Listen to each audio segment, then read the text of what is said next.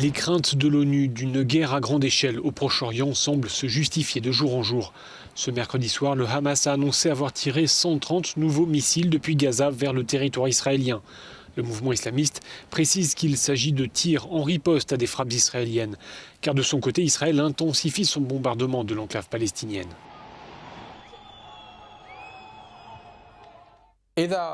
Si Israël veut une escalade, nous y sommes préparés.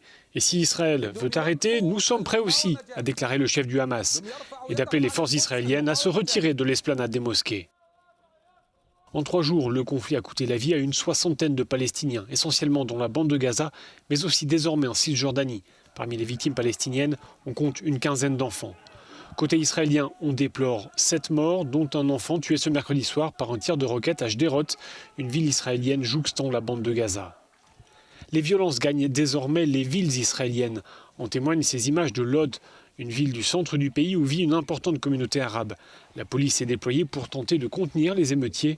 Le président israélien a réagi à ces violences.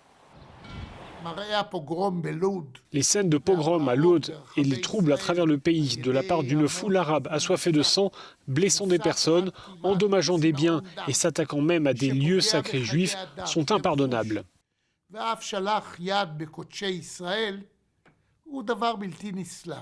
Cette flambée de violence entre Israéliens et Palestiniens a débuté le week-end dernier avec des accrochages autour de l'esplanade des mosquées à Jérusalem. C'est la 4e fois en 12 ans que les relations israélo-palestiniennes dégénèrent en conflit armé.